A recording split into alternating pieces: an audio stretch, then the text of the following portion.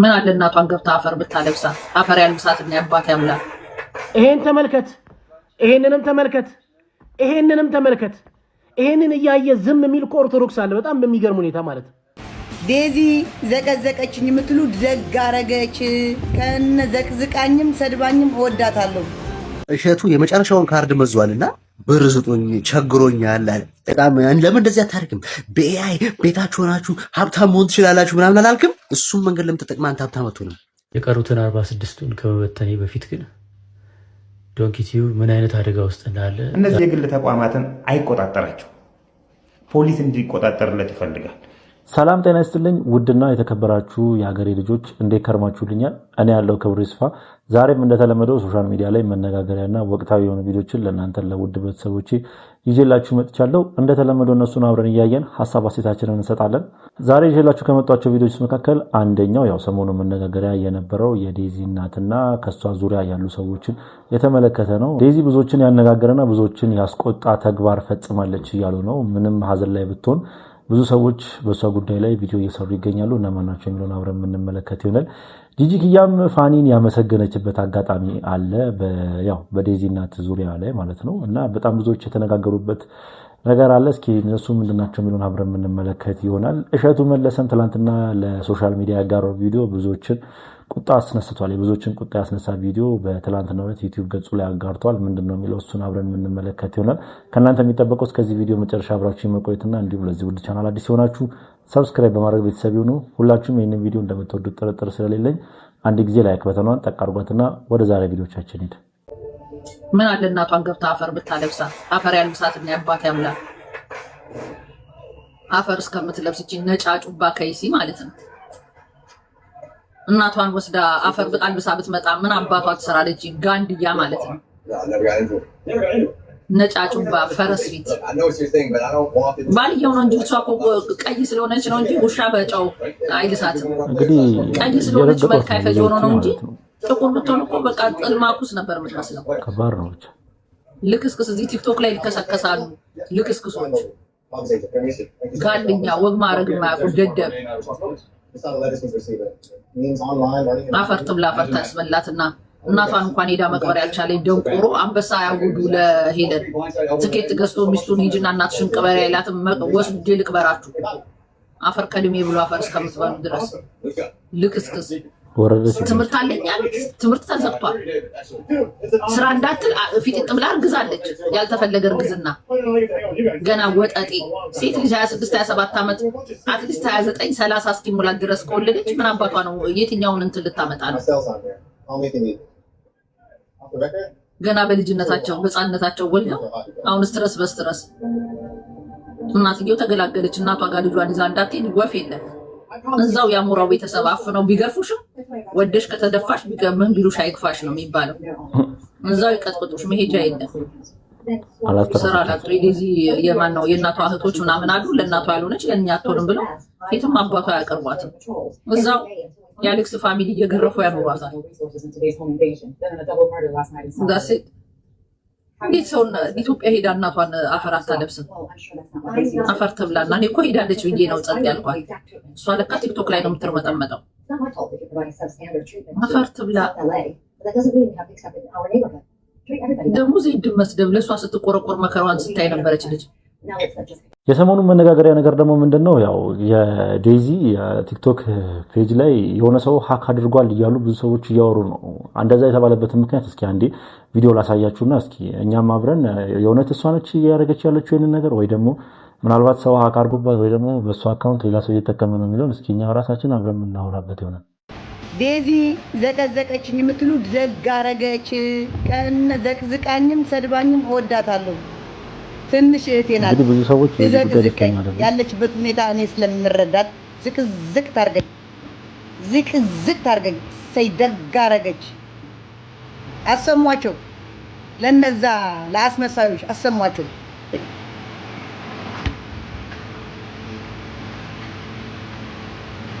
አድማስ ማዶ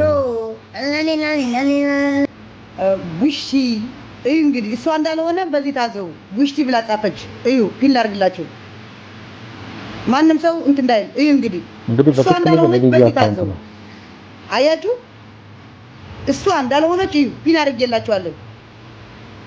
እንግዲህ እሷ እንደዚህ ብላ አትጽፍም። አያችሁ እረዳታለሁ። የፈለገችው ነገር ታርግ። እሷ እንዳልሆነች እኔ በደንብ ይገባኛል። አይ ነው እሷ ናት እኮ ግን በቃ እሷ አይደለም የምትጽፈው። በቃ እሷ አይደለም የምትጽፈው።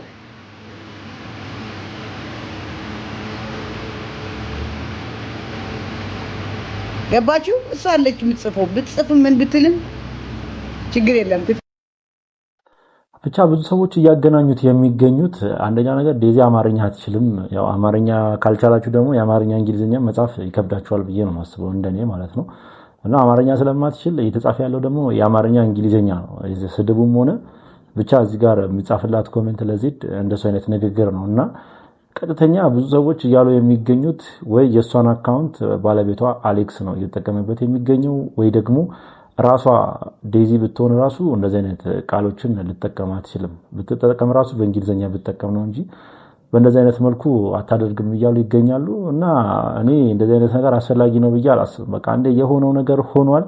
ሲቀጥል እቺ ግለሰብ ዜድ የምትባለው ግለሰብ ራሳቸው ናቸው መንገድ የሰጧት የሁላ ነገር እንድታደርግ፣ እናታቸውን እንድትሳደብ፣ እናቷን እንድትሳደብ የሁላ ነገር እንድታደርግ ራሷ ስለሆነች መንገዱን የከፈተችላት ያው ራሷ ፈቅዳ ስላደረገችላት አሁን ላይ እንደዚህ መሆን አለባት ብዬ አላስብም።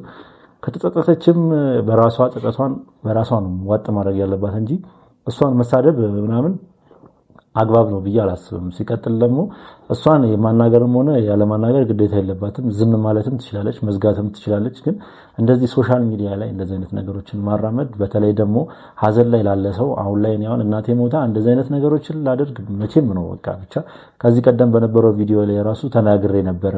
ዴዚ በስቶሪዋ ላይ ባደረገችው ነገር ትንሽ ቅር ተሰኝቼ ነበር። ምክንያቱም ብዙ ሰዎች ለሷ ይቅርታ እንዲያደርጉላት ወይ ደግሞ በስራዋ እንደምትከሳቸው ብቻ ህዝቡን እንደመለማመጥ ነገር ነውና እናት ሞታ እንደዚህ አይነት ነገር እኔ ጭራሽም ነው ትዝም አይለኝ ማለት ነው። ሶሻል ሚዲያ የሚባል ነገር ትዝ አይለኝም። እንደውም በባህላችን ቲቪ ሁላ ይዘጋል ለሳምንት ብቻ ለወራት ምናምን ቲቪ አይከፈትም ቤታችን ውስጥ ሀዘን ነው እና ሀዘን ሲኖር ደግሞ እንደዚህ አይነት ነገር አስፈላጊ ነው ብዬ አላስብም። እስኪ እናንተ በዚህ ቪዲዮ ምን አይነት ሀሳብ አስተያየታላችሁ? ሀሳባችሁን ኮሜንት ሴክሽን ላይ አስቀምጡልኝ። አሁን ደግሞ እኔ ላመሰግነው ነው የኔው በአሌክስ አይነት ፋኒ መመስገን አለበት። አንዴ ነው ያደረገው። ከዛ በኋላ አርፎ ነው ቁጭ ያሉት። አላደረጉትም። አንዴ ያችን ቀለበት የሚባል ነገር አደረጉ። ከዛ በኋላ እግዚአብሔር ይመስገን አላደረገ። ቶም መልስ የሰጠኝ አሁን ነው ቅርብ ቀን ነው እንጂ እንደዚህ ወራዳ ፊት ለፊቴ ቆሞ አልተናገረኝም። የዚህ እኮ ይሁን ያልሰማው ምን ሁላ ሪከርድ ራሱ አልሰማውም። የሚያስፈራራት አንቺን ይቅርታ እኔ እሱን አልሰማሁም። እኔ ያየሁት ዮኒን ብቻ ነው። ዮኒ ጋር ያለው አየሁ። እኔም የዛ ሰዓት ይሄ ሰውዬ ለከፈኝ። በዛው ደግሞ ወደ ራሴ ገባሁ። ይሄው ሪከርድ ግን አላየሁም።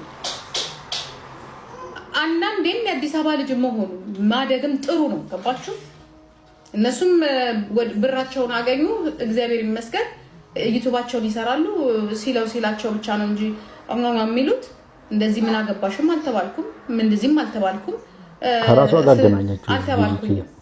አንዳንዴ ማመስገንም ጥሩ ነው። ይሄ ባለጌ ይሄ ሲጀመር ምን መሳሪያ እየወለወለ የመጣ በልጅነቱ ምን ዋጋ አለው? ባለጌ ስድ አቦ መሳሪያ እየወለወለ ያሳያል። አንተም እያው ጂጂኪያ እንግዲህ ፋኒን እያመሰገነችው ነው በአሁኑ ሰዓት። ምክንያቱም ምንድነው ያው የኔና ዴዚ ኬዝ ተመሳሳይ ነው፣ ግን በእንደዚህ አይነት ደረጃ እኔን አልሰደበኝም ፋኒ ነው የምትለው። ሰሞኑ ላይቭ ሪከርዶች በጣም እየወጡ ነው። አሞራው የዴዚ ባል አሌክስ ማለት ነው። አሌክስ አሞራው የዴዚ ባል ቀደም ሲል ሲናገራት እናትየውም የዴዚን እናት ሲናገራት የነበራቸው የሚዘገንን ንግግሮች ሰሞኑ ሶሻል ሚዲያ ላይ እየወጡ ነው። ሰምታችኋል ብዬ አስባለሁ። እዚች ጋር ማቅረብም አይጠበቅብኝም ያው እስከ መሳደብ ድረስ ማለት ነውና በዚህ አይነት ፋኒ በስንት ጣዕሙ ነው ጂጂኪያ ንግግር ማለት ነውና አሞራው እያደረገ ያለው ነገር አሁን ላይ ትክክል ነው ብዬ አላስብም። በቃ ሀዘን ላይ ከሆኑ እንኳን አዝኛለሁ ብሎ ካሰበ ሶሻል ሚዲያ ላይ መገኘት የለበትም። ይህ ሰው በቃ ሊጠቀም ይችላል። ያው አትጠቀሙ ማለት ከባድ ነው። ሶሻል ሚዲያ የለመደ ሰው እንዴት ሱስ እንደሚይዘው እኔ ነኝ የማውቀው። ቲክቶክ ወይ ደግሞ ዩቲዩብ አንድ ቀን ሳያዩ ማደር ከባድ ነው ብዬ ነው ማስበው። መጠቀም ይችላል ግን ሶሻል ሚዲያ ላይ እየወጣ አስተያየት ባይሰጥ። ሲቀጥል ደግሞ ሰሞኑን ለሄለን ሳይኮሎጂም አንበሳ ሲያወርድላት ተመልክታችኋል ብዬ አስባለሁ። እንደሱ አይነት ነገሮችም አሉና ሶሻል ሚዲያ ላይ በአሁኑ ሰዓት መገኘት ከሌለባቸው ሰዎች ወይ ደግሞ ለጊዜው ሶሻል ሚዲያ ላይ መኖር ከሌለባቸው ሰዎች መካከል አንደኛዋ ዴዚ እና አሌክስ ናቸው። ምክንያቱም ምንድነው ሀዘን ላይ ስለሆነ ሌላ ምክንያት የለኝም። ሀዘን ላይ የሆነ ሰው እንደዚህ አይነት ቦታ ላይ መገኘት ስለሌለበት ማለት ነው። ሲቀጥል ደግሞ ብዙ ሰዎች የዴዚን አካውንት እያንቀሳቀሰ የሚገኘው ራሱ አሌክስ ነው እያሉ ይገኛሉ እና ስለነሱም ምንም የሰማነው መረጃ የለም። ያው አሉባልታ ነው። ያው ዴዚ እንደዚህ አይነት ነገሮችን አታደርግም፣ ባለቤቷ ነው ሊያደርግ የሚችለው። ሲቀጥል ደግሞ የሚጠቀማቸው ቃላቶችም የሚጽፋቸው ኮሜንት ላይ የሚጽፋቸውም ቃላቶች ያው ዴዚ የኛውን ቃላት ስለማታውቀው ልጽፈው አትችልም። ምክንያቱም ምንድነው የአማርኛ እንግሊዘኛ ነው። ዴዚ ደግሞ አማርኛ ስለማትችል አጽፈውም እያሉ ይገኛሉ። እስኪ እናንተ ምን ይመስላችኋል? ኮሜንት ሴክሽን ላይ ጻፉልኝ ሐሳባችሁ። 52 ዓመት የኖርኩበት ቤት የቪዲዮ ብዙዎችን አንገት ያለ ቪዲዮ ነው። አይዘው ያለ ጥርጥር ሁላችንም አንድ ነገር ማወቅ አለብን። ህግ የሚወጣውም ለደሃ ነው፣ የሚሰራውም ደሃ ላይ ነው። ከዛ ውጪ በሀብታቸው ከፍ ያሉ ሰዎች እንግዲህ ከኤክስፔሪየንሳችንም ብዙ ጊዜ እንደምናየው ከሆነ ህግ እነሱ ላይ ኢፌክቲቭሊ ሲሰራ አናይም።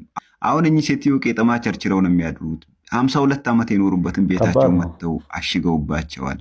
እንግዲህ መውደቂያቸው ጎዳና ነው። ለሚመለከተው አካል ሄደው አቤት እንዳይሉ አቅም የላቸውም። ስለዚህ ይህንን ጉዳይ ለመንግስት አካላት እንዲደርስ አድርጉ ልላችሁ አይደለም የመጣሁት፣ የመንግስት አካል ስላፈናቀላቸው ማለት ነው። መርዳት የምትችሉ ሰዎች ምናልባት ካላችሁ ከፈጣሪ ታገኙታላችሁ። እኚህን ሴትዮ ከነ ልጆቻቸው በጅብ ከመበላት እንድታድኗቸው ጥሪ ለማቅረብ ነው። የመንግስት አካላትማ የመንግስት መዋቅሩ 52 ዓመት ከኖሩበት ቤታቸውን አሽጎ አውጥቶ ጥሏቸዋል። ስለዚህ ደሃ ላይ የሚበረታ መንግስት፣ ሀብታምን እሽሩሩ የሚል መንግስት፣ ህግ የሚያወጣውም ለደሃ ነው፣ ህጉንም የሚያስፈጽመው ደሃ ላይ ብቻ ነው። ስለዚህ በእንደዚህ አይነት ነውረኛ መዋቅርና አስተዳደር ኢትዮጵያ እየተዳደረች ትበለጽጋለች፣ ታድጋለች፣ ትባረካለች ብሎ ኤክስፔክት ማድረግ ራስን እንደማታለል ነው። ከእንደዚህ አይነት የሰይጣን መልክተኞች ኢትዮጵያ ነጻ እስካልወጣች ድረስ መቼም እድገታችንና ብልጽግናችን ወደኛ አይመጣም። ለማንኛውም ሀገራችንን ይጠብቅልን፣ ሰላም ያደርግልን። መርዳት የምትፈልጉ ሰዎች ግን በአድራሻቸው ፈልጋችሁ እንድትረዷቸውና እንድትተባበሯቸው ጥሪ ለማቅረብ ነው። ይመቻችሁ። ይህ ቪዲዮ ሰሞኑን ሶሻል ሚዲያ ላይ ሲዘዋወር ነበረ እና ብዙ ሰዎች ይህንን ቪዲዮ አይተው ሀሳባቸውን እየሰጡ ይገኛሉ። እስኪ መጀመሪያ ኦሪጂናል ቪዲዮ ላሳያችሁ። እናትየው የሚያለቅሱበትን ይሄ ተቆርጦ የመጣ ቪዲዮ ነው። ትክክለኛ ቪዲዮን እስኪ መጀመሪያ አብረን እንመልከተው።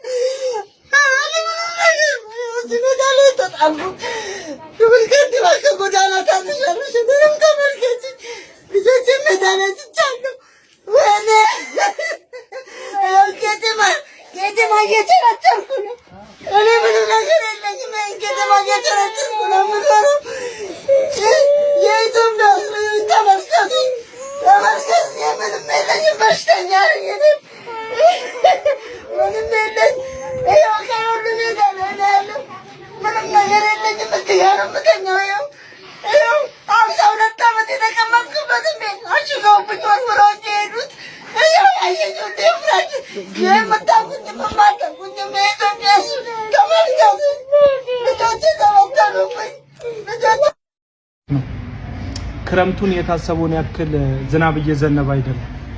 አንዲት ገጠር ላይ መሬት ያላት ታላቅ እህቴ ባለፈው ደውላ የታሰበውን ያክል ዝናብ የለምና እህላችን መበላሸቱ ነው ብላ አናገረችኝ በስልክና አሁን ነው የገባኝ። ዝናቡ ለካ የደሃ አይን ላይና ጉንጭ ላይ እየወረደ ነው፣ ከሰማይ ወደ መሬቱ አልዘንብ ያለ። የታሰበውን ያክል የምንጠብቀው ዝናብ ለሚፈልገው ገበሬው አልዘንብ እያለ ያለው ለካ ዝናቡ መዝነቢያ ቦታውን ቀይሮ የድሃ ጉንጭና አይን ላይ አድርጎት ነው። አስቡት እንግዲህ እኚህ አያት የሚያክሉ እናት ልጆቻቸውን ከትምህርት ቤት አውጥተው ሲመለሱ የሚኖሩበት ደሳሳ ጎጆ ታሽጎ ያላቸው የድሃ ዕቃቸው በር ላይ ተበትኖ በእንባ የልጅ የሴትዮዋን ቪዲዮ እንደተመለከታችሁት እንግዲህ ብዙ ሰዎች በዚህ ጉዳይ ላይ ሀሳባቸውን እየሰጡ ይገኛሉ እና ኢፍትሐዊ የሆነ ነገርና መደረግ የሌለበት ነገር ነው። ብዙ ጊዜ ህጉ ድሃዎች ላይ ይበረታል እያሉ ብዙ ሰዎች ሀሳባቸውን እየሰጡ ይገኛሉ እና የእናትየውን ቪዲዮ አልዋሻችሁም፣ መጀመሪያ ላይ ስመለከተው እንዴት ልበላችሁ ውስጣችሁን የሆነ የሚሰፈሰፍ ነገር አለ አይደል? ሀዘን ምን አይነት ከባድ ስሜት ነው የተሰማኝ በቃ ባጭሩ ማለት ነውና እንደዚህ አይነት ነገሮችን የሚያደርጉ የፍትህ አካላትም ሊሆን ይችላል። ሲቀጥል ደግሞ በታሽጓል ምልክቱ ላይ የወረቀቱ ላይ ማህተብ የለም ምንም አይነት የመንግስት አካል ይሄኛውን ብዙ ጊዜ አንድ ድርጅት ሲታሸግም ሆነ ማንኛውም አይነት ነገር ሲደረግበት ታሽጓል ሲባል ብቻ ያመራር ወይ ደግሞ ከላይ የተላከ ነገር መኖር አለበት። ማህተብ የዛ ሰው ፊርማ መኖር አለበት። ይሄ ነገር እንዲታሸግ የፈቀደው አካል ማለት ነውና ይሄ ነገር ሙሉ ለሙሉ ህገወጥ የሆነ ነገር ነው ብዬ ነው ማስበው። እስኪ እናንተ መጀመሪያ የኛውን ቪዲዮ ስትመለከቱ ምን ተሰማችሁ? በወላይታ ሶዶ ከተማ ደግሞ ተሰምቶ የማይታወቅ ሰርፕራይዝ ተደርጓል። የእናት መረጃ ቤተሰቦች ቪዲዮን ላይክ እና ኮፒ ሊንክ ማድረግ ሁሌም እንዳይረሳም። አዲስ ከሆናችሁ ደግሞ ፎሎ በማድረግ ቤተሰብ መሆን ትችላላችሁ። እኚህ ከላይ በቪዲዮ የምትመለከቷቸው ሰርፕራይዝ አድራጊ የሆኑ እንስቶች በወላይታ ሶዶ ከተማ እንደሚገኙና አንድ ደንበኛቸው ከአረብ ሀገር እንደምትኖር በመጥቀስ ፍቅረኛዋ እንደሞተና ለሟች ወንድም ወይም ለሟች ቤተሰቦች ሰርፕራይዝ አድራጊ ወጣቶችም የዴሊቨሪያቸውን ስም ገልጸው አሳዛኝ ወጣት ሞት ለቅሶ ላይ በመገኘት ሰው በሙሉ አዝኖ ባለበት ሰዓት ለቅሶ ቤት ላይ ለማያውቁት ሰው እንደማልቀስ እየሆኑ ለቅሶ ቤት ገብተው ሰውን ሲያላቅሱና ሌሎችንም ነገሮች ሲያደርጉም ተስተውለዋል። ታዲያ በእውነቱ ወጣቶቹ ለስራ ያላቸው መነሳሳት በእውነቱ የሚደነቅ ቢሆንም ሰርፕራይዝ ለደስታ ለታመመ አሊያም ለሌላ ጉዳይ እንጂ ለለቅሶ ታይቶም ተሰምቶም አይታወቅም። ለሟች ወይም የሟች ቤተሰቦች ምን ስሜት ይሰጣል? ይህ አይነት ድርጊት ደግሞ አልተግባብቶም የሆነ ዘመን ላይ መድረሳችን ማሳያ ነው። እናንተስ በዚህ ምን ትላላችሁ? ሐሳባችሁን በኮሜንት ላይ አስቀምጡ። ሰላም ሜሪ ሰርፕራይዝ ዲሊቨሪዎች ነን ከወላይታ ሶዶ። ዛሬም እንግዲህ አንድ ከስተመር ከአረብ ሀገር ደውላ ቤታችን ለቅሶ አለ ፍቅረኛዬ አርፏል። እንኳን አብሮ ኖሮ ይቅርና የልጅ ፊት አንዴ እንኳን ያዩት ያባባ ያቀቴ የለም እንዴ? ቀልድ ነው ምንድነው? አልገባኝም ጋይሶች። ምንድነው አሁን ይሄ ነገር ምኑ ላይ ነው? አሁን ያስቃልም እንዳለ ያስቅም ትክክለኛ ለቅሶ ነው። ቁም ነገር ይሄ ደግሞ ያሳዝናልም እንዳንል ሰዎቹ በተለይ ደግሞ ይሄ እንደዚህ ሰርፕራይዝ እናደርጋለን የሚሉት ሰዎች እኔ እንጃ ብቻ ይሄንን ቪዲዮ መጀመሪያ ስመለከተው በቃ ስላልገባኝ ነው በደንብም እንትን የለኝም ስለዚህ ቪዲዮ ማለት ነው። እንዴት ምን ብዬ መግለጽ እንደምችል ግራ ገብቶኛል። ስንት የሚሰራ ስራ ስንት መፍጠር የምንችለው ነገር እያለ እንደዚህ አይነት ነገሮችን መፍጠር አስፈላጊ ነው ብላችሁ ታስባላችሁ? እስኪ ኮሜንት ሴክሽን ላይ ጻፉልኝ። ይሄን ተመልከት፣ ያላቻ ጋብቻ ተመልከት፣ ይሄንንም ተመልከት። ይሄንን እያየ ዝም የሚል ኦርቶዶክስ አለ፣ በጣም በሚገርም ሁኔታ ማለት ዝም ስትሉ እምነታችሁን ነው የሚያሰድበው። ዝም ስትሉ በርካቶች እምነታቸውን ለቀው እንዲወጡ እያደረጋችሁ ነው። ምንድነው አሁን ምን የሚሉት ነው? 9 ዓመት 8 ዓመት 10 ዓመት ማትሞላ ልጅ አንድ ካህን ነኝ የሚል ዲያቆን ነኝ የሚል ሲያገባ፣ አሁን ሌላው ተራ ሰው ቢሆን ነው እሺ፣ ይሄ ቤተክርስቲያን አባት እኮ ነው ዲያቆን ነኝ ካህን የሚለው ነው እንግዲህ የ9 ዓመት ልጅ ሲያገባ የምታዩት። ይሄ ነገር ልክ አይደለም። በቃ ዝም ትላለህ፣ ሁሉም መቃወም ጀምር ብራዘር፣ እንደዚህ አይነት ነገር መቃወም ጀምር። ነገ እምነት የሚያሰድበው እንደዚህ አይነቱ ነገር ነው እና ተቃውም። ወይ በቃ እንዳትቃወም፣ በቃ ሚኮየ ዝም በል፣ በውስጥ አድርግ። የምን በውስጥ ነው? በአደባባይ የተሰራውን ስራ በአደባባይ ተቃውመን ቤተክርስቲያናችን ከእንደዚህ አይነት ነገር ማጽዳት ግዴታችን ነው። ሰሞኑን እንደዚህ አይነት ቪዲዮዎችም ሆነ ያው በፎቶ መልክ ቲክቶክ ላይ በጣም እየተለቀቁ ነው። አንድ ትልቅ ብቻ በእድሜ ከ30 ዓመት በላይ የሆነ ዲያቆን እንደዚህ ትንንሽ ህፃናቶችን አግብተው ደግሞ አለማፈራቸው። እኔ እንደዚህ አይነት ሰው ላከብር አልችልም፣ ይቅርታ አድርጉልኝና ያው መከበር ያለበት ሰው በስራው ነው እንጂ አሁን ባለበት በሁኔታው አይደለም። ዲያቆን ስለሆነ ላከብረው አልችልም።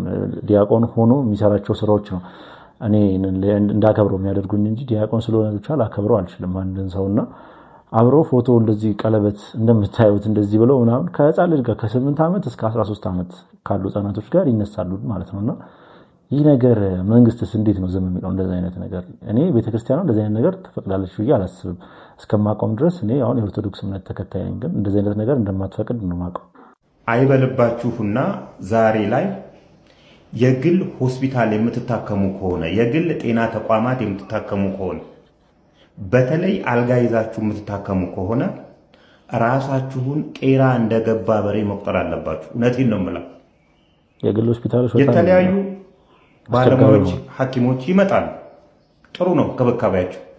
ግን እያንዳንዷ ነገር ደረሰኝ ላይ እንደምታርፍ ግን ግንዛቤ ልትወስዱ ይገባል። ለምሳሌ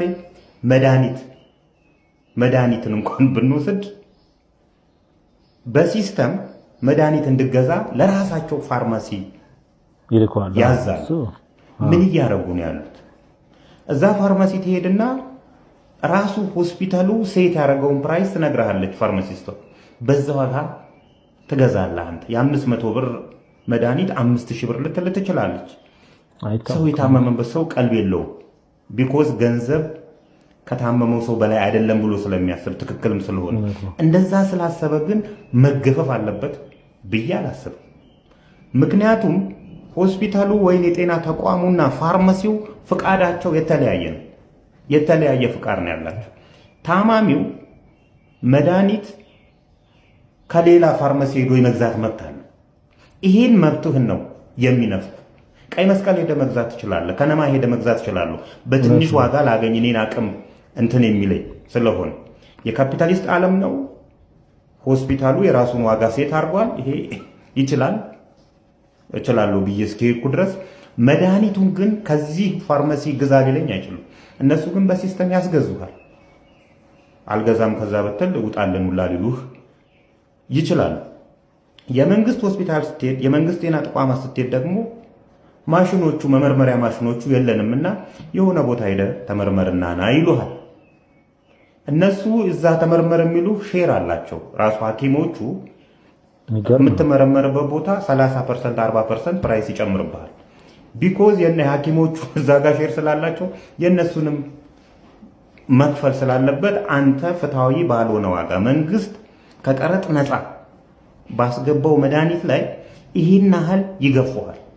ሕክምና የንግድ ጉዳይ ብቻ አይደለም፣ የሰብአዊ መብት ጉዳይ ውስጡ አለ። ስለታመምኩ ድሃ ስለሆንኩ መሞት የለብኝም እኔ የመዳን መብት ስላለኝ ማለት ነው። ይሄ ስነ ምግባራችሁን ስትመረቁ የገባችሁ ስነ ምግባር ነው። አሁን ላይ ሚኒስቴር መስሪያ ቤቶች ለምሳሌ የጤና ጥበቃ ሚኒስቴር እነዚህ የግል ተቋማትን አይቆጣጠራቸው፣ ፖሊስ እንዲቆጣጠርለት ይፈልጋል። ትምህርት ቤቶች፣ የግል ትምህርት ቤቶች ትምህርት ሚኒስቴር አይቆጣጠርልም። አሁን ላይ ዛሬ ላይ ምዝገባ ጀምረናል። ገና እኮ ሐምሌ ምናምን እንዲጀመር እንትን የተባለ ደብዳቤ የተጻፈ ምዝገባ እንትን አሁን ከክረምቱ ጋር የምዝገባ እያሉ እየተቀበሉ ያሉ ስም እንጥቀስ። ሃርመኒ ሂልስ ለምሳሌ ጎሮ አሁን ላይ ምዝገባ ጀምሯል። ይሄ ምን ያሳያል መሰለ? ትምህርት ሚኒስቴር ወይም ደግሞ የትምህርት ቢሮ ይሄንን እንደማይቆጣጠር ማሳያ። ሁሉንም ፖሊስ ተቆጣጥሮ አይችልም። እውነት ነው። ብቻ ሰሞኑ ከተማችን ላይ እየተሰሙ ያሉ ነገሮች በጣም ከባድ ነው። እንደ ህብረተሰብ እንደ ማህበረሰብ በጣም እየተጨካከንን እንደሆነ ብዙ አይነት መረጃዎች እየወጡ ይገኛሉ።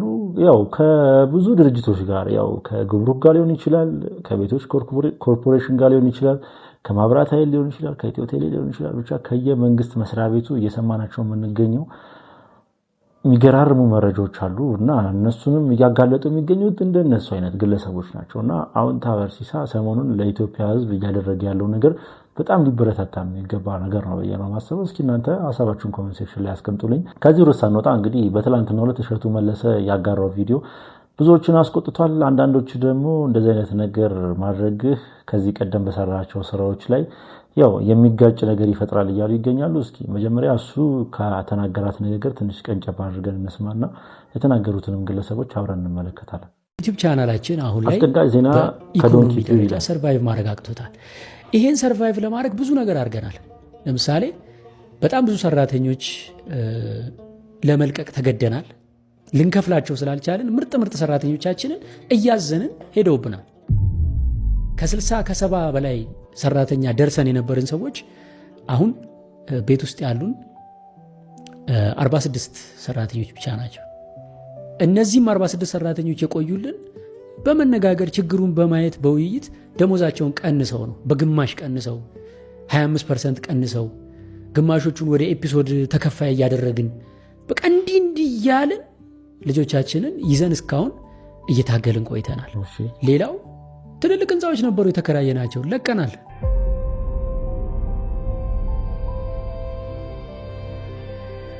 ተስፉ ሲኒማ ድንቅ ልጆች የምንቀርጽበት አልቻልንም፣ ለቀቅን። አንድ ሙሉ G+3 ህንፃ ላይ ነበር ያ ሁሉ ሰራተኛ የሰፈረው፣ ለቀቅን፣ አልቻልንም። አሁን አንድ ፍሎር ላይ ተሰብስበን ያለ ነው ማለት ነው። አንድ ፍሎር ተከራይተን ምገባ ነበረ ዶንኪ ቲዩብ ውስጥ ቅድም እንደነገርኳችሁ ቁርስ፣ ምሳ፣ እራት ይበላ ነበረ። አቆምን ምገባ። ብዙ ነገር ቀንሰን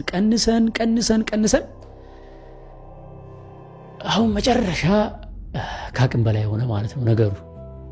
ሰዎች እሸቱ በጣም ሚሊዮነር ነው፣ ብዙ ብር አለው፣ ንብረት አለው ብለው እርግጠኛ ሆነው ያወራሉ። ኦፍኮርስ እኔም ሲያቀብጠኝ ሲሉ ሰምታ ዶሮ ሞተች ቀጢስ ገብታ ይባል። አንድ ቀን ሰይፉ ላይ ቢሊዮነር ሳልሆን አልሞትም ብዬ ቀላል መስሎኛ። ያው ቢሊዮነር ሞቲቬሽን እኮ ነው። ሞቲቬሽን ሰምቼ ተወስቡሼ እንደዛ ብዬ ነበረና ሪያሊቲው ግን ኢትዮጵያ ውስጥ አሁን ላይ ቢዝነስ የምትሰሩ ሰዎች ታውቁታላችሁ ምን ያክል ከነዳጅ አቅም ስንት ብር ነው አሁን መንቀሳቀስ ጤፍ ስንት ብር ነው? እንቅስቃሴያችን በገንዘብ ነች አይደለ? የሚመጣው ገንዘብ ምናልባትም እንደው ዩቲዩብ ዶላር ስለሆነ ነው እስካሁንም ሰርቫይቭ ያደረግ ነው እንጂ እንዴት ሆኖ ማለት እኔ እንግዲህ ንብረት አለው ከተባለ እናንተ የምታውቁት ነው። የማታውቁት ንብረት የለም። ኢትዮቤስት ሪል ስቴት ቤት ገዝተናል። መጀመሪያ የሜላትን መኪና ሸጠን ገዛን። ከዛ ቢሮአችን ሃይሩፍ ነበረችን አንድ አይናችን። የመጨረሻው ክፍያ ቀኑ ሲደርስብን ስንጨነቅ በባንክ ገዝተነው የነበረውን ፕራዶ ሸጠን ነው የቤቱን ከፍለን የጨረስነው ማለት ነው። ሶ ንብረት ከተባለ እንግዲህ መቼ ሰው በራሱ ወይ በሚስቱ በልጆቹ በቤተሰቡ ነው አይደል የሚገዛው? ቼክ ማድረግ ነው። አንድ ቤትና አንድ የቤት መኪና አለን። ይሄም ለኔ ትልቅ ስኬት ነው። በ7 ዓመት እንደ አንድ ወጣት ይደንቀኛል ለራሴ እንዲህ ቤት አንድ አፓርታማ ኦን ማድረግ እየገረመኝ ነው። በቃ በጣም እየደነቀኝ ማለት ነው። ትልቅ ስኬት ነው። ለምን በርደኑን እዚህ ጋር ያለውን ስለማቀው ማለት ነው። ገንዘብ አያያዝ ስለማታቅ ነው የሚለኝም ካለ ይሁን እንግዲህ አላቅበት ይሆናል። ግን ሪያሊቲው አሁን ለምትወዱኝ ለምታከብሩኝ ኢትዮጵያውያን እኔ ከስርም ስመጣ እየነገርኳችሁ ነው የመጣሁት። የምዋሸው የምደብቀው ነገር አልነበረኝም። እንዴት ከችስትነት ተነስቼ ከጓደኞቼ ጋር አንድ ፍራሽ ላይ የተኛው እንዴት አድርጌ እዚህ እንደደረስኩኝ ነግሬያችኋለሁ። እውነታውን ታውቃላችሁ። ዶንኪ ቲዩብን ያሳደጋችሁት እናንተ ናችሁ። እዚህ ያደረሳችሁት እናንተ ናችሁ። አሁን የማቀርበው ጥያቄ ምንድን ነው? ከጎናችን አላችሁ ወይ? እንዴት ካላችሁኝ ዶንኪ ቲዩብ አሁን ከዚህ በኋላ መቀጠል የሚፈልገው ትልልቅ ስራዎች እየሰራ ነው። ለምሳሌ በቅርቡ አሁን ጀርመን ሀገር 6 የዶንኪ ቲዩብ ሰራተኞችን ይዤ ወደ ጀርመን ሀገር ሄዳለሁ። ለምን? ታላቁ ገዳም በአውሮፓ ለመጀመሪያ ጊዜ በጀርመን ሀገር የሚገደመው ታላቁ የኢትዮጵያ ኦርቶዶክስ ተዋሕዶ ቤተክርስቲያን ገዳምን በተመለከተ ትልቅ ስራ እየሰራን ነው። ብዙ ሰዎች ይህንን ቪዲዮ ሲመለከቱ እንዴ ሰሞኑን ራሱ አንተ ወጣቶችን ያው ሞቲቬት እያደረግክ ነበረ፣ አትለምኑ ብቻ ስራ ስሩ፣ ወጣቶችን ስራ ስሩ፣ ሰርታችሁ ብር ሜክ አድርጉ። ለምሳሌ ያው ዩቲዩብ ላይ መታችሁ ብለህ ብዙ ነገሮችን እያስተማርክ አልነበረ ወይ? አንተ ተመልሰህ እንደዚህ አይነት ነገር ውስጥ መግባት ወይ ደግሞ ተቸገርኩ ብለህ መጠየቅህ ህብረተሰቡን ይሄ ነገር ትንሽ አይጋጭም ወይ እያሉ ሐሳባቸውን እየሰጡ ይገኛሉ። እስኪ ከነዛ ሰዎች መካከል እስኪ አንዱን ልጋብዛችሁ፣ ረዘም እንዳይል ቪዲዮ። እስኪ አንድ ግለሰብ ልጋብዛችሁና እስኪ እኛም አብረን የተሰማንን ሐሳብ አስተያየት እንሰጣለን። እሸቱ የመጨረሻውን ካርድ መዟልና ብር ስጡኝ ቸግሮኛል አለ። በጣም ለምን እንደዚህ አታርክም? በኤአይ ቤታችሁ ሆናችሁ ሀብታም መሆን ትችላላችሁ ምናምን አላልክም? እሱም መንገድ ለምን ተጠቅመህ አንተ ሀብታም አትሆንም? ወደ ውጭ ሀገር እንልካለን ብለህ ያ ሁሉ ሰው ላይ ግፍ ሲሰራ አንተ አለ የሰራው እንዲያንም ማስታወቂያ የሰራ ስለነበርኩ ሰውዬ ዛሬ ገንዘብ የለኝም እና ብር ስጡኝ የምትለው ምንድን ነው? ያልመጣህበት መንገድ ነው። ይሄ ብቻ ነበር የቀረ። ገንዘብ ስጡኝ ብለህ መለመን ነበር የቀረና አንተ አሁን ትለምናለህ። ለወጣቶች ቀን የተማሩ ሀብት በቀላሉ ማፍራት ይሻላል፣ ኢትዮጵያ ውስጥ ሰነፍ ወጣት በዝቶ ነው እያልክ እኛ ስራ ስጠን መንግስት ስንል እኛ ላይ ስተቸና ነበር። ዛሬ ገንዘብ ስጡኝ ትላለህ። እፍረት የለም እሸቱ። እና ማምታታት በሶሻል ሚዲያ ላይ አምታቶ መብላት እናስቆማችኋለን ብያለሁ። አንተን አሁን እያወጣን ነው እያበቃልን ነው አንተ ነገር። ብዙ ሰዎች ይህንን ነገር ሲመለከቱት በተለይ ደግሞ እሸቱ መለሰ በትላንትናው ዕለት በሶሻል ሚዲያ ወይ ደግሞ በዩቲዩብ ገጹ ላይ ባጋራው ቪዲዮ ሲመለከቱት እዙን ቪዲዮ ብዙ ሰዎች ይህ ነገር ፕራንክ ይሆን እንዴ እያሉ ነው። እና እኔ ፕራንክ ይሁን ብዬ እመኝለታለሁ። ምክንያቱም እሸቱ መለሰ ለኢትዮጵያ በተለይ ደግሞ ለተቸገሩ ሰዎች ብዙ ነገር ያደረገ ቤተክርስቲያን እንዲገነባ የሙስሊም መስጊዶች እንዲገነባ ያደረገ ግለሰብ ነው። እኔ መጥፎ ነገር አልመኝለትም። እስኪ እናንተም በዚህ ቪዲዮ ላይ ማየት ሐሳብ አስተያየት አላችሁ? ሐሳባችሁን ኮሜንት ሴክሽን ላይ አስቀምጡልኝ። የቀሩትን 46ቱን ከመበተኔ በፊት ግን ዶንኪ ቲዩብ ምን አይነት አደጋ ውስጥ እንዳለ ዛሬ ምሽት 3 ሰዓት እነግራችኋለሁ። በትክክል የምትወዱኝ የዶንኪቲውን ስራ የምትወዱ የምትደግፉ ሰዎች ይህ መስማት አለባችሁ። ምሽት 3 ሰዓት ዶንኪቲቭ ላይ እንገናኝ። ይሄ ነገር ፕራንክ ነው እንዳልል ደግሞ የሚያደርጉ ደግሞ አንዳንድ ነገሮች አሉ። ያው ፕራንክ ነው ብዬ እንዳላስብ የሚያስገድዱኝ አንዳንድ ነገሮች አሉ። ምንድነው መጀመሪያ ፕራንክ ነው ብዬ እንዳስብ ያደረገኝ ምንድነው መጀመሪያ የኛው መልእክት ሲያጋራ ፊቱ ላይ እንደምታዩት ሳቅ አይነበብም፣ ፊቱ ላይ እንደዛ ነገር ይነበባል። ሁለተኛ ደግሞ ፕራንክ ነው ብዬ እንዳላስብ ደግሞ ያልደረገኝ ነገር ምንድነው በዛሬው ዕለት ላይቭ ገብቶ ያው ዶንኪቲቭ እንድረስለት በሚል ብቻ ጽሁፍ ብቻ ነው ያስቀመጠውና ሜምበርሺፑን ተቀላቀሉ። ሜምበርሺፕ ስትቀላቀሉ ደግሞ ያው ታውቁታላችሁ ብዬ አስባለሁ። ውጪ ያላችሁ ሰዎች ዶላር እየከፈላችሁ ነው፣ በዶላር ነው የምትቀላቀሉት፣ ብር እየከፈላችሁ ማለት ነው፣ በነፃ አይደለም ሜምበርሺፕ ስትሆኑ ማለት ነውና ሜምበርሺፑን ተቀላቀሉ በማለት ፔጅ ከፍቶ እንግዲህ ብር እያሰባሰበ ይገኛል ማለት ነው ለዶንኪቲቭ እና ይህ ነገር ሲሪየስ ኬዝ ይመስለኛል። አባብዬ አበቃያል ሀብቱ ወደ እኔ እንዲመጣ ጥቁር ዶሮ በሩ ላይ አርደጣል ብለውኝ ነበር፣ ግን እስካሁን አልሰራም። እንዴት ብትንቀኝ ነው አንተ?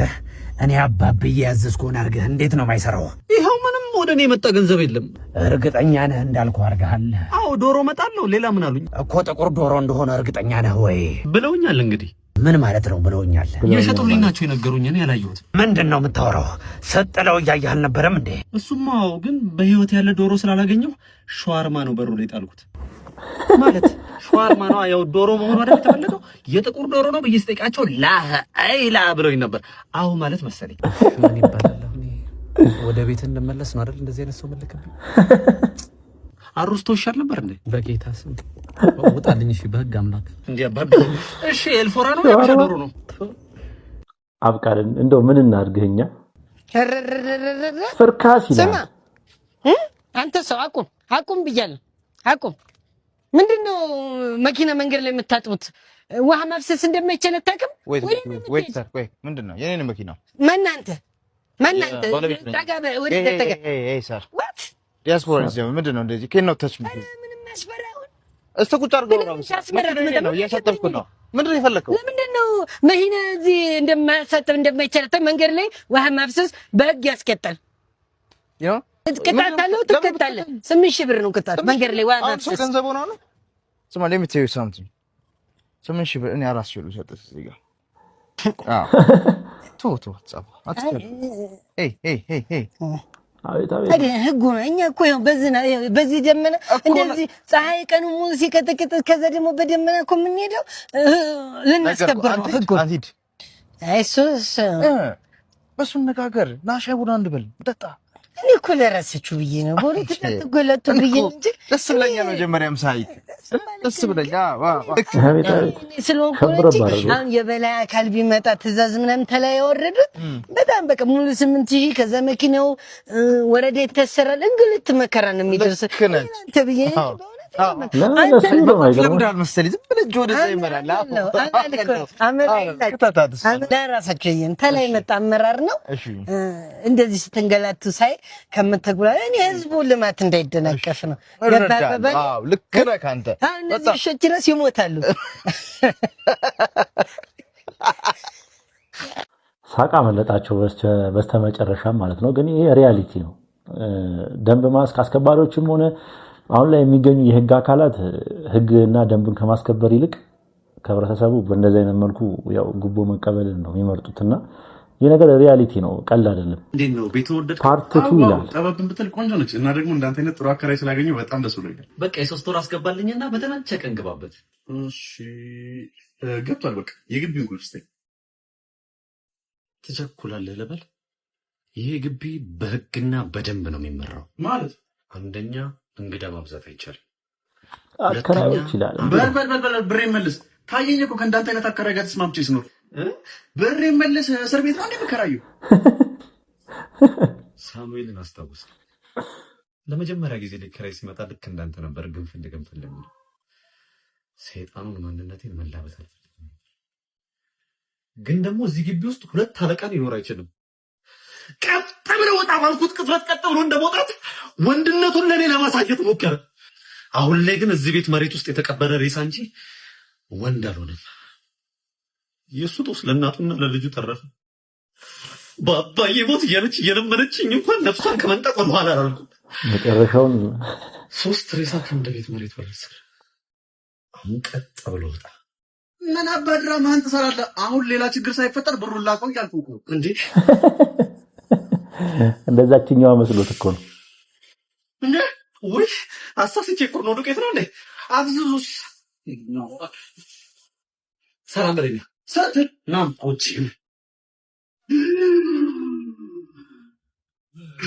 ምንድነው? የገንፎ እህል ትቀልዳለህ?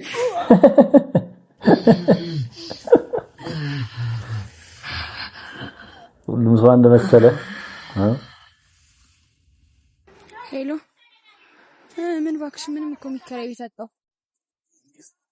ፓርት ስሪ ደግሞ ሊመጣ ነው።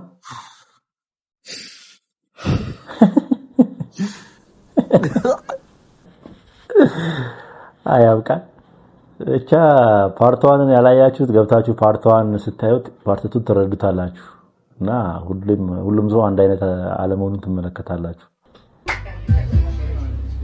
የዚህ ልጅ ቪዲዮ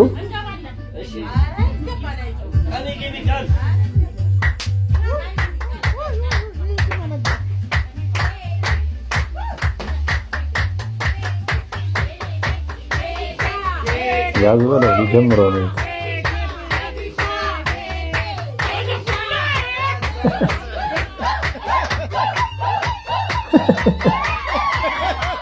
ያዝበት ይላል።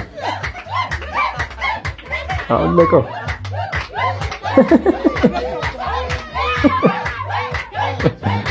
ይመቸኝ ነበር።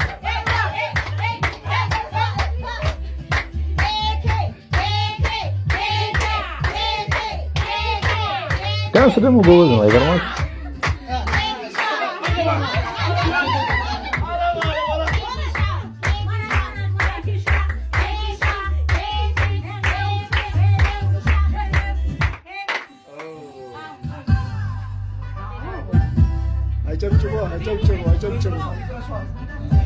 ጎበዝ ነው። ዳንስ በጣም ነው የሚችለው። ሞራል ይላል። አያችሁ? ይመቸኝ ነበር።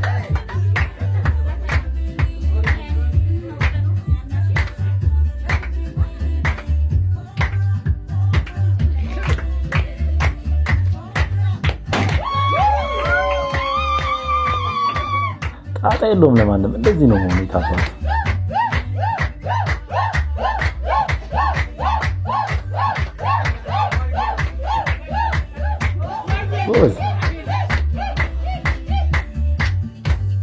ሶሻል ሚዲያ ላይ ብዙ ሰዎች እንደዚህ አይነት ነገሮችን ሲመለከቱ ሊያሸማቅቁ ይሞክራሉ። ግን አስፈላጊው ምንድነው? ምንም ለነሱ ኬር ግድ ሳይሰጣችሁ እናንተ የሚሰማችሁንም ሊሆን ይችላል ማድረግ ያለባችሁ ነገር ማድረግ ነው እንጂ ብዙ ጊዜ ሶሻል ሚዲያ ላይ ያሉ ሰዎችን ኮሜንትም ሆነ ማንኛውንም ነገር ስንመለከት ራሳችንን ሊሰብረን ስለሚችል ለነሱ ግድ ባንሰጣቸው ጥሩ ይመስለኛል። ሃሎ አንዳንድ ሌባ በስተት ሌባ ጋር ሲደውል ምን አልከኝ? አባ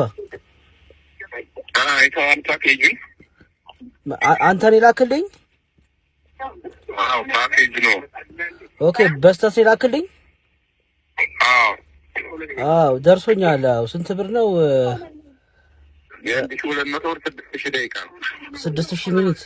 አዎ እሺ የ1200 600 ደቂቃ ነው። ኦኬ ብሩ ልላክልህ ወይስ ፓኬጁ ልላክልህ? ፓኬጁ አይመለስም እኮ ሞልቼ ልላክልህ።